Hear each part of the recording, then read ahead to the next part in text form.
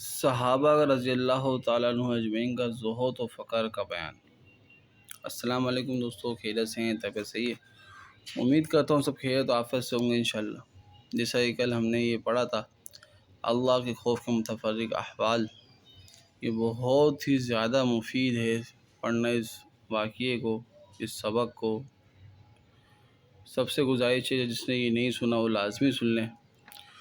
اور دوسرا یہ کہ آج ہم تیسرا باب پڑھیں گے فضائل اعمال کا۔ جیسا کہ آپ سب کو پتہ ہے فضائل اعمال کی تعلیم ہو رہی ہے، عقائد صحابہ کا تیسرا باب سٹارٹ ہوگا انشاءاللہ، جس کے اندر صحابہ کرام رضی اللہ تعالیٰ اجمعین کے زہد فقر کے بیان میں اس بارے میں خود نبی کریم صلی اللہ علیہ وسلم کا اپنا معمول اور اس کے واقعات جو اس امر پر دلالت کرتے ہیں کہ یہ چیز حضور صلی اللہ علیہ وسلم کی خود اختیار فرمائی ہوئی اور پسند کی ہوئی تھی، اتنی کثرت سے حدیثوں کی کتابوں میں پائے جاتے ہیں کہ ان کا مثال کے طور پر بھی جمع کرنا مشکل ہے۔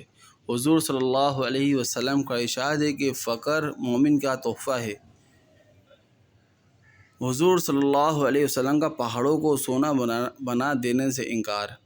حضور صلی اللہ علیہ وسلم کا ارشاد ہے کہ میرے رب نے مجھ پر یہ پیش کیا کہ میرے لیے مکے کے پہاڑوں کو سونے کا بنا دیا جاوے۔ میں نے عرض کیا اے اللہ، مجھے تو یہ پسند ہے کہ ایک دن پیٹ بھر کر کھاؤں تو دوسرے دن بھوکا رہوں، تاکہ جب بھوکا ہوں تو تیری طرف زاری کروں اور تجھے یاد کروں، اور جب پیٹ بھروں تو تیرا شکر کروں، تیری تعریف کروں۔ فائدے میں شیخ لکھتے ہیں یہ اس ذات مقدس کا حال ہے جس کے ہم نام لیوا ہیں، اور اس کی امت میں ہونے پر فخر ہے جس کی ہر بات ہمارے لیے قابل اتباع ہے۔ یہ ہمارے نبی کا حال ہے۔ میرے پیارے دوستوں بزرگوں، سونا چاندی کے پہاڑ اللہ کے لیے کوئی مشکل نہیں تھا کہ اپنے نبی کو دے دیں، جہاں اللہ کے نبی جائیں وہ پہاڑ بھی چلتے ہوئے جائیں، لیکن اللہ کے نبی نے ہم لوگوں کی وجہ سے کس کو اختیار کیا؟ فقر کو، فاقے کو۔